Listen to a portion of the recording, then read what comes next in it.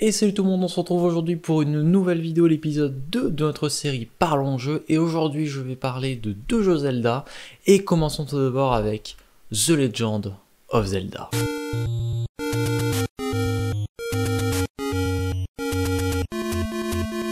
Oui, juste après les Mario, j'ai enchaîné avec les jeux Zelda, ça c'est grâce à un pote qui m'y a poussé. The Legend of Zelda, premier du nom, jeu sorti le 21 février 1986 au Japon sur Famicom Disk System.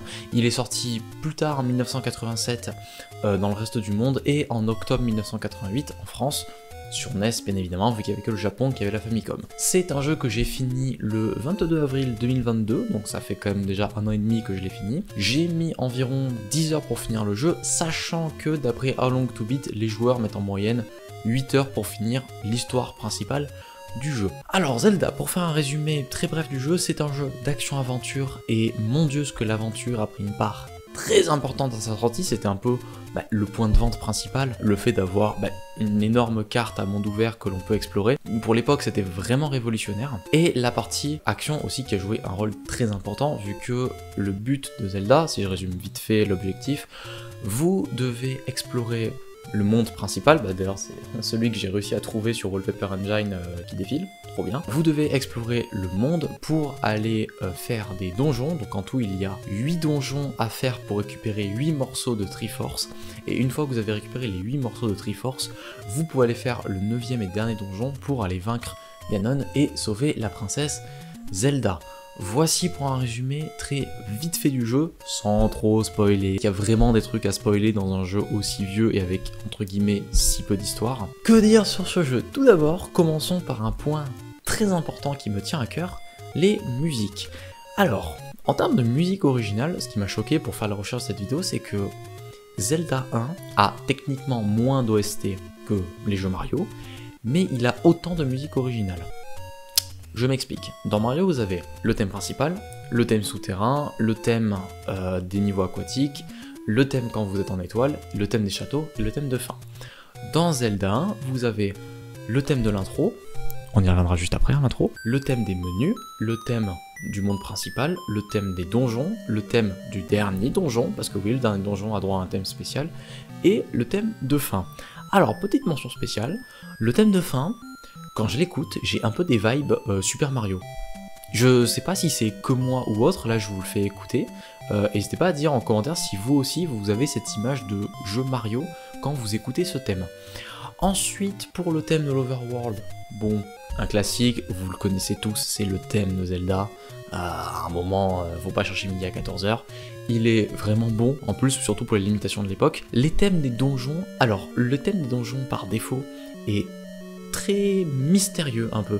Il est un peu mystérieux, un poil oppressant, il a un thème qui est très très court, c'est-à-dire que sa boucle se fait très très rapidement et son rythme est assez élevé. Le thème du donjon de fin, lui par contre, il est un peu plus vénère, c'est-à-dire qu'il est moins dans le côté mystérieux, il est plus dans le côté un petit peu thème un peu sombre, un petit peu oppressant, en mode, ok, là vous savez que c'est le dernier donjon du jeu, ça déconne pas quoi, genre c'est Ganon qui a affronté à la fin. Le thème des menus, le début ressemble au thème de fin, donc il n'y a pas grand chose à dire. Par contre, un thème très important pour moi, le thème de l'intro.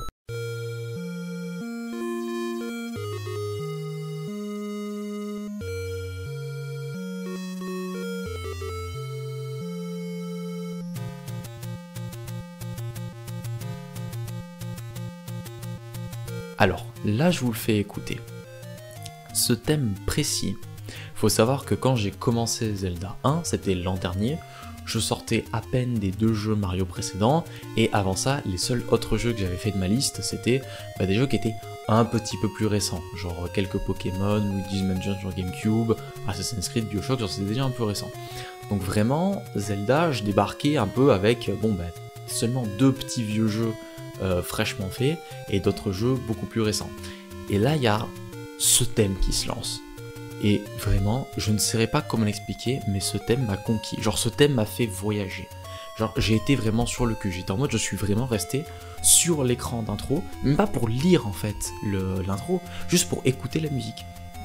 Je ne sais pas comment l'expliquer. Ce thème, je le trouve complètement magique. Surtout qu'en plus, l'histoire derrière ce thème, alors, je précise, ce n'est pas moi qui suis allé faire la recherche sur internet, mais en fait il se trouve que pour faire ces vidéos-là, c'est cette série Parlons Jeux, en fait je vais revoir des vidéos rétrospectives des jeux. Donc c'est-à-dire qu'est-ce que les autres personnes sur YouTube en ont pensé, leur vidéo à vie, leur expérience, leur analyse, etc. etc. Bon, c'est aussi pour ça que cette vidéo a tant tardé, parce qu'il y a tellement de vidéos sur Zelda 1 et Zelda 2, que là je viens à peine de finir ce matin de regarder la dernière vidéo que j'avais regardée de rétrospective. Et en fait j'ai appris en regardant ces vidéos que cette musique, donc ce thème d'intro, à la base n'existait pas. C'est-à-dire qu'en fait à la base ils voulaient utiliser la musique, le boléro de Ravel, comme thème du jeu.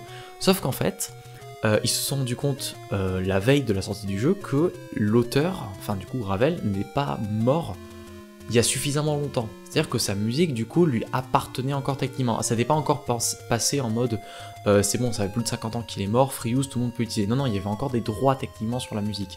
Donc ils n'avaient pas le droit de l'utiliser. Donc la veille du lancement du jeu, ils ont dû changer, enfin du coup le musicien a dû refaire toute la musique d'intro du jeu, et donc ce thème d'intro, le mec a eu une seule nuit pour pondre ce thème. Je trouve ça complètement fou, et j'en suis complètement fan. Que dire de mon expérience sur le reste du jeu? Enfin, que dire sur le reste du jeu de manière générale? Unanimement, le jeu a été globalement extrêmement apprécié par la communauté, que ce soit à l'époque ou même encore aujourd'hui. À l'époque parce qu'il était novateur, et aujourd'hui parce que le jeu a su en fait poser des bases qui sont encore utilisés pour le jeu vidéo, le côté exploration qui était tout nouveau, le côté combat avec plein d'ennemis très variés, ça c'est un point très important, surtout avec les limitations de l'époque. C'est quand même cool qu'ils aient réussi à faire autant de variantes d'ennemis, le fait que Link puisse avoir plein d'items dans son inventaire, et il puisse avoir deux emplacements d'inventaire, enfin deux emplacements utilisables sur A et B, ce qui fait que vous pouvez faire plein de combinaisons différentes. Donc en termes de combat, le jeu est très très riche, donc ça c'est vraiment top. Le monde, ça c'est aussi un truc qui m'a bluffé, c'est la première fois que je le voyais du coup dans ce type de jeu. Le monde de la carte de Zelda est pas si grand que ça, il est pas si grand, mais du fait que ce soit un peu un monde labyrinthe, c'est-à-dire qu'il est découpé en zones et on peut pas traverser de tout à gauche jusqu'à tout à droite, il faut forcément faire des détours si on veut y aller, et aussi que certaines zones ne sont pas facilement accessibles dès le début.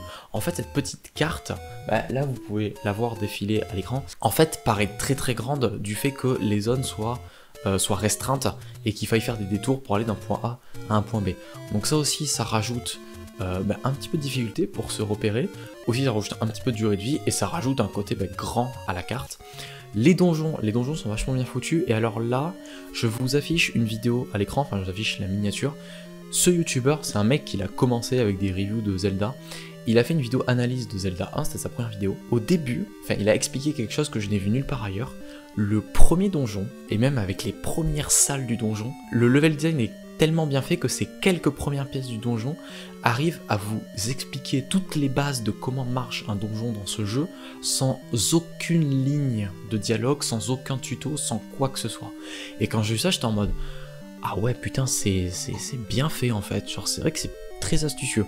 Donc c'est vrai que les donjons à ce niveau-là sont assez bien faits, les boss sont vraiment cool, c'est-à-dire qu'il y a plein de variantes de boss, et concernant la difficulté du jeu, de Zelda de manière globale, je trouve la difficulté bien gérée, surtout pour un jeu de l'époque, parce que pour aujourd'hui la difficulté est pas trop mal, c'est-à-dire que par moments ça peut être dur mais ça passe, mais pour l'époque, à l'époque les jeux étaient quand même réputés pour être très durs, là pour le coup, mais la difficulté pour l'époque était vraiment bien, et surtout elle est assez linéaire.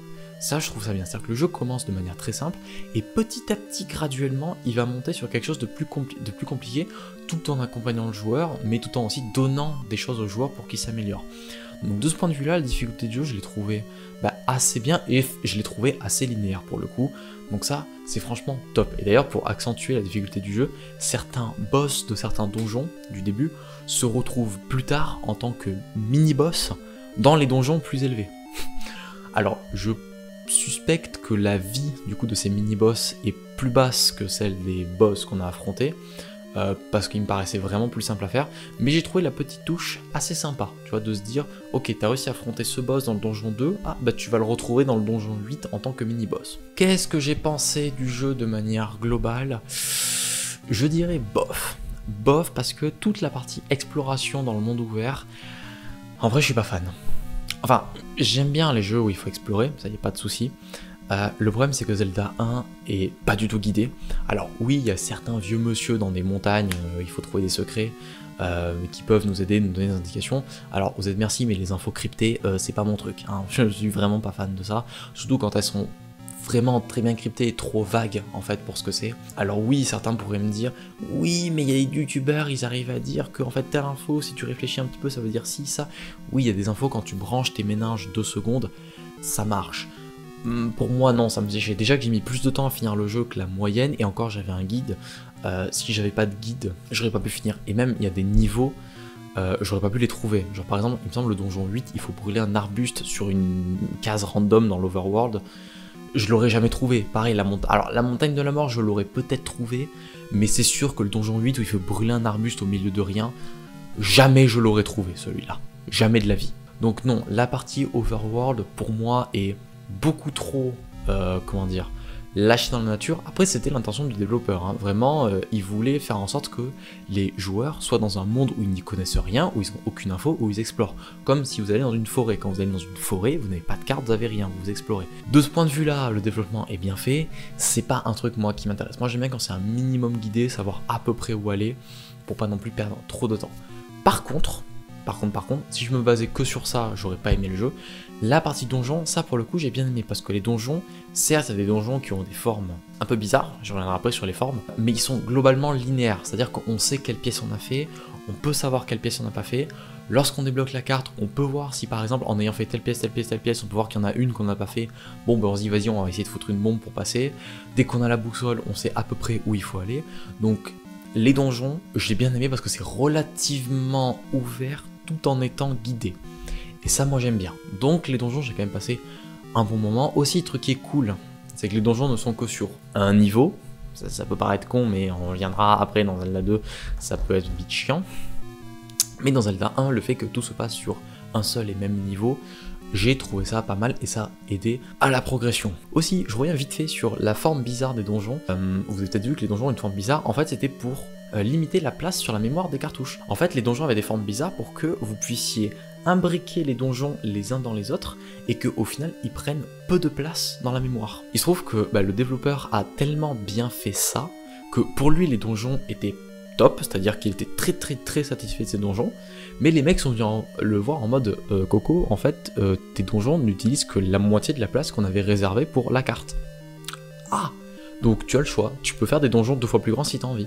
Et le développeur s'est dit, je pourrais faire des donjons 2 fois plus grands, ça pourrait rajouter la durée de vie du jeu, ça pourrait rallonger la durée de vie, mais à la place je vais pas le faire. Là les donjons, je suis très satisfait des donjons, du coup il a gardé les donjons de cette taille là qui ne prennent que la moitié de la place, et ce qu'ils ont fait à la place c'est qu'ils ont rajouté un deuxième set de donjons pour la deuxième quête. En fait, une fois que vous finissez une fois le jeu, vous pouvez débloquer la deuxième quête qui est en fait globalement le même jeu avec la même carte, juste les donjons qui sont remaniés différemment et un petit peu plus durs.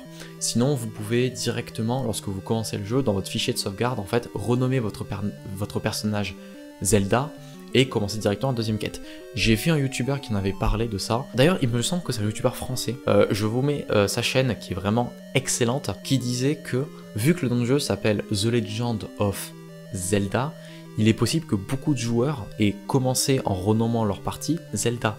Et le problème c'est que s'ils aient fait ça, en fait ils commencent par la deuxième quête qui est plus dure avec des donjons remaniés et surtout des donjons qui n'ont rien à voir avec ce qu'il y a dans le manuel. Parce que oui, le manuel de l'époque donnait beaucoup d'infos, notamment sur la première moitié de la carte et je crois les 3 premiers donjons il me semble. Donc du coup les mecs ont dû commencer par une version plus dure du jeu qui ont dû augmenter grandement leur temps de jeu, je pense. Où c'est que je classe The Legend of Zelda dans mon classement? Parce que moi je ne fonctionne pas sur un système de notes, parce que je ne sais pas donner des notes à des trucs, je fonctionne par un système de classement. Donc actuellement nous n'avons que 2 jeux, et je vais mettre The Legend of Zelda en deuxième place.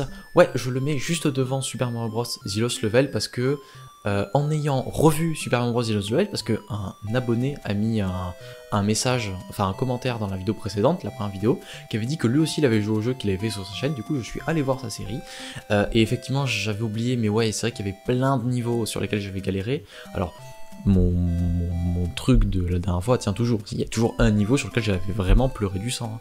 Mais je me suis remémoré qu'il y avait aussi plein de niveaux sur lesquels j'avais vraiment galéré, et du coup c'est vrai que The Lost Level c'était juste un jeu dur.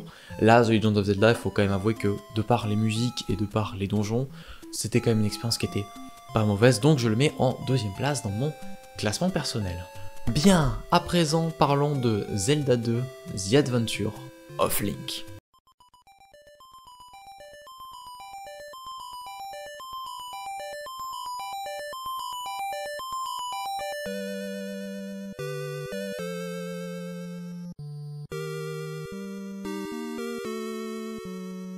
Alors, The Zelda 2, The Adventure of Link est un jeu sorti le 14 janvier 1987 au Japon, donc moins d'un an après le premier jeu.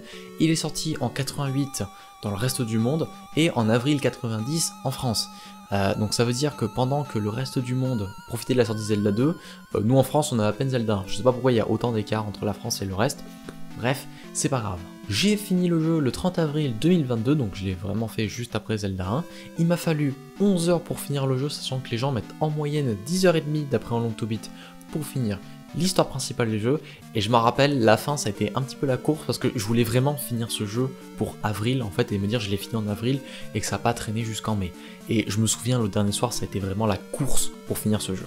À l'instar du premier jeu, ce n'est plus un jeu action-aventure mais un jeu action RPG, oui, parce que dans ce Zelda, il y a un concept d'expérience et de niveau. On y contrôle Link, toujours. Pour faire un petit speech vite fait de l'histoire, il se passe plusieurs années après le premier jeu.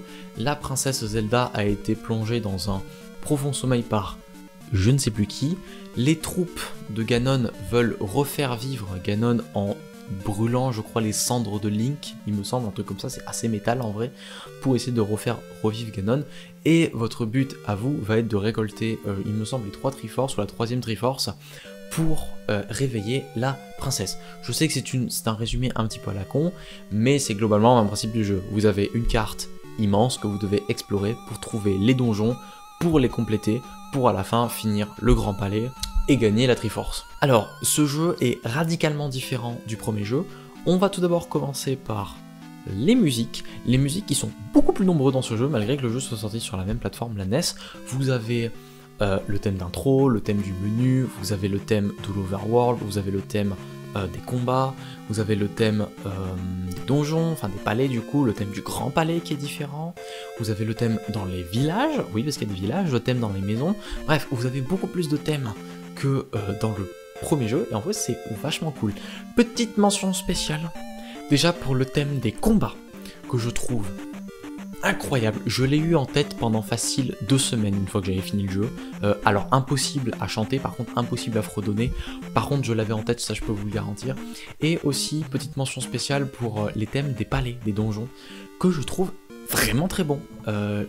Pour moi c'est vraiment un truc très rafraîchissant comparé au premier jeu. Le premier jeu c'était plus quelque chose d'un petit peu mystérieux, un petit peu pesant. Là c'est plus une musique typée un petit peu action, un petit peu rapide, un peu épique. Et je trouve vraiment ça très très cool. Concernant le reste du jeu, c'est un jeu qui se passe principalement en vue du dessus, sur la carte principale. Et en fait c'est un petit peu un mode de jeu où en fait vous naviguez sur la carte, mais vous naviguez très vite. C'est-à-dire que Link est entre guillemets très grand pour parcourir des énormes distances. Et lorsque vous rentrez dans des villages ou que vous êtes agressé par des créatures, vous passez en vue 2D. Voilà, donc c'est un truc qui dans le premier Zelda se faisait très très peu, la vue 2D, il n'y avait que certains passages quand vous prenez des échelles pour aller en souterrain. Là, tous les combats et tous les donjons vont se passer en vue 2D. C'est un choix totalement radical, enfin totalement différent comparé au premier jeu. Et du coup, une fois que vous avez fini votre combat ou autre, vous repassez en vue du dessus, comme le premier jeu, pour naviguer sur la map.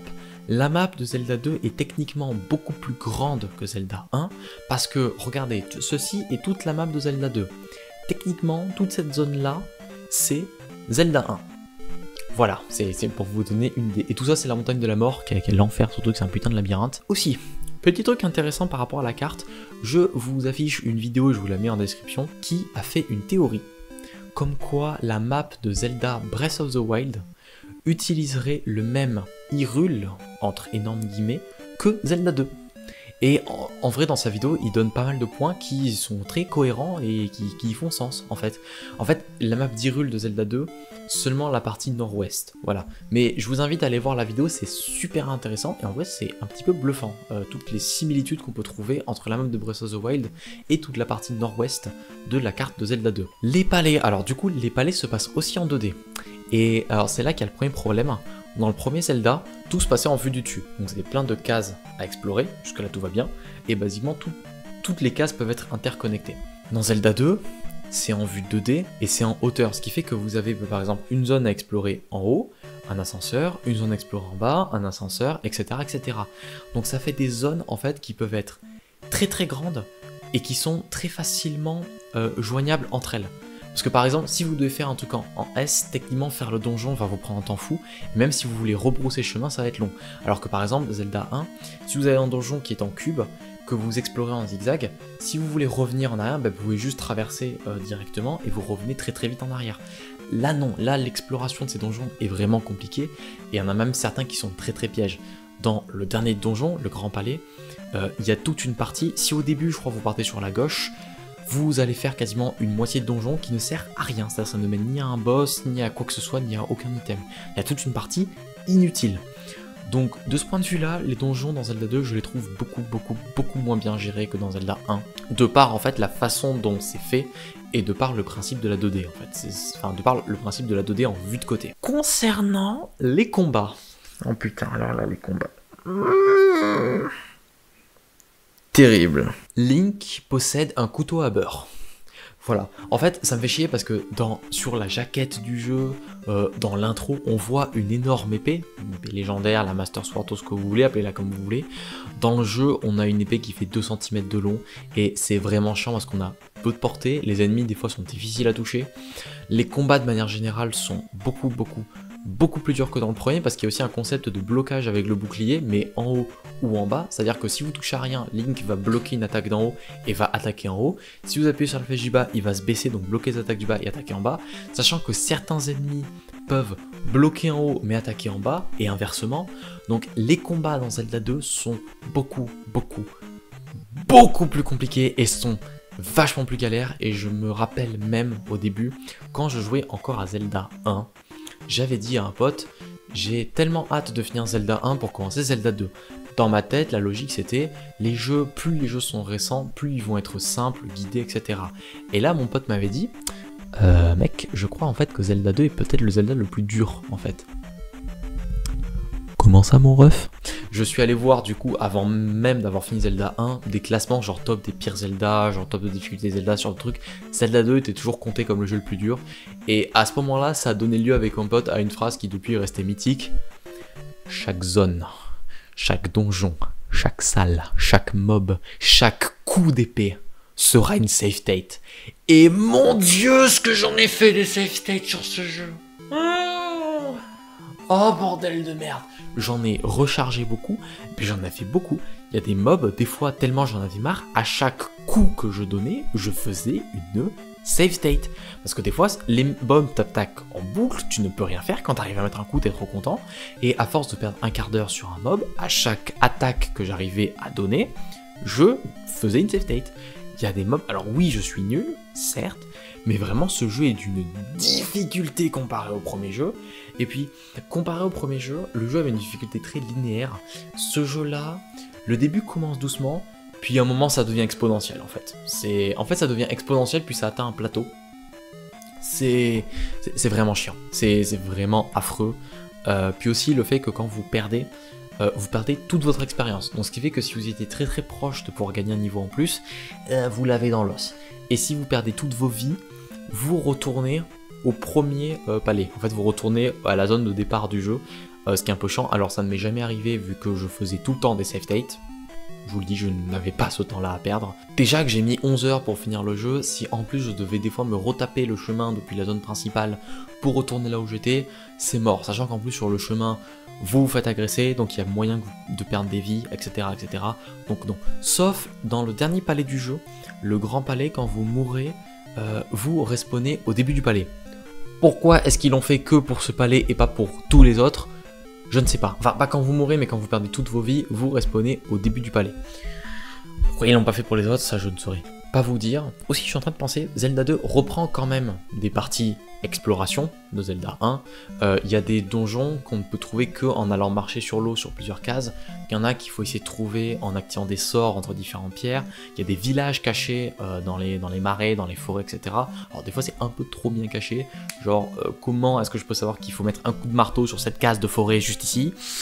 Je ne sais pas. Donc oui, il y a des trucs des fois qui sont trop bien cachés, comme dans le premier Zelda, mais il y a quand même de nouveau cette partie exploration. Qu'est-ce que j'ai pensé Zelda 2, je l'ai vraiment pas aimé. À la différence de Zelda 1, j'étais pas trop fan du monde ouvert, mais j'ai bien aimé les donjons. Là, Zelda 2, je n'ai ni aimé le monde ouvert, ni les palais. Non, j'aime pas ça. Et la difficulté, je la trouve vraiment trop élevée pour moi. C'est vraiment pas un jeu que j'ai apprécié. Les musiques sont pas trop mal, mais c'est pas ça qui va sauver mon expérience du jeu. Oui, à l'époque, c'est un argument de vente de faire des jeux durs et des jeux longs, enfin, de faire des jeux durs pour qu'ils soient longs, du coup. Mais aujourd'hui, j'avoue que ça m'a juste plus cassé les couilles qu'autre chose. Est-ce que je recommande Zelda 2 à des gens? Je vous recommanderai pas le premier Zelda 2, mais je sais qu'il y a des gens qui font des fan-made de Zelda 2, des fangames, et même des versions remaster du jeu, qui ont l'air de 1 assez joli, dans un peu un style pixel art vraiment pas mal. De 2, je crois qu'il y en a, ils font même des mods pour avoir Zelda 2 genre en 16/9, justement ces fangames, même des quêtes secondaires, ce genre de trucs. Je vous avouerai que quand je suis tombé sur ça en faisant mes recherches pour ces vidéos-là, ça m'a vachement intrigué, c'est-à-dire que j'étais limite à 2 doigts d'essayer d'y jouer, voir qu'est-ce que ça donnait. Donc peut-être que ces jeux-là vaillent le coup, et même peut-être qu'on peut passer un bon moment. Et alors ça aussi c'est un truc très drôle, quand je faisais mes recherches du coup de youtubeurs qui faisaient des vidéos rétrospectives, comment je pourrais expliquer ça? Zelda 2, j'ai l'impression qu'il y a un petit peu un effet de... Il a tellement été mauvais et tellement apprécié, enfin tellement pas apprécié, que beaucoup de personnes aujourd'hui tentent de trouver des excuses pour dire qu'il est bien et être contre tout le monde. Mais du coup, en faisant des recherches, ça donne vraiment l'impression que tout le monde aime le jeu et que personne le déteste. Tout le monde dit dans les vidéos, oui, ce jeu est le black sheep, le mouton noir de la série des Zelda, le mal aimé, le mauvais et tout. Mais tout le monde finit à la fin sur une note de, mais en fait le jeu est cool. Mais du coup, si tout le monde dit que le jeu est bien, bah, le jeu n'est pas mauvais, en fait. Je sais pas comment expliquer. Alors oui, je comprends pourquoi ils font ça. C'est-à-dire que dans le commun des mortels, de par sa difficulté, le jeu est mal aimé. Mais quand on creuse un petit peu, en fait, on se rend compte que le jeu a pas mal de trucs intéressants qui font qu'il mérite pas vraiment sa réputation là, et que si on s'y investit un petit peu, il y a moyen de passer une bonne expérience. Le problème, c'est que la difficulté, en fait, joue une part très importante. Et même, il y avait une anecdote que du coup j'ai vu dans une de ses vidéos, un père et son fils jouaient à Zelda 2, même c'était le père qui aidait son fils, parce qu'à la base c'était son fils qui jouait, il n'arrivait pas à passer le dernier boss. Et ils avaient appelé le SOS Nintendo à l'époque, et il y avait même le créateur du jeu qui avait pris l'appel, et ils avaient vérifié, en fait le père et le fils avaient déjà tous les items max du jeu, ils avaient déjà tous les niveaux, ils avaient tout ce qu'il fallait pour battre le boss en fait. Et le créateur s'est rendu compte que le jeu était un peu trop dur à ce moment-là, et il disait, en fait vous ne pouvez pas avoir plus puissant comme item ou autre, là, il faut juste compter sur votre expérience à vous, genre votre façon de jouer. Et c'était un peu triste en soi parce que c'était le père qui essayait d'aider son fils et même le père n'y arrivait pas. En fait, pendant le développement de Zelda 2, vu que c'est les développeurs qui jouaient au jeu pour le tester, en fait, ils essayaient de faire un jeu dur pour justement augmenter la durée de vie. Et à force d'y jouer, en fait, ils sont devenus extrêmement bons au jeu. Et du coup, pour eux, la difficulté qu'ils ont mis dans le jeu paraissait normale. Mais pour d'autres, c'était vraiment plusieurs crans au-dessus. Donc c'est pour ça que le jeu a cette réputation-là. Où c'est que je classe Zelda 2 dans mon petit classement personnel? Je mets Zelda 2 à la dernière place. Oui, je le mets même en dessous de Super Mario Bros. The Lost Level parce qu'au moins sur The Lost Level, je n'y ai passé que 3 heures et les niveaux, je finissais quand même par y arriver. Zelda 2, oui, je l'ai réussi, mais c'était avec du sang et des larmes, hein. Clairement, je ne vais pas vous mentir. C'était une semaine de souffrance pour faire ce jeu. Là, je suis en train de réfléchir vite fait, je ne pense pas qu'il y aura un jeu que j'aurais moins apprécié que Zelda 2.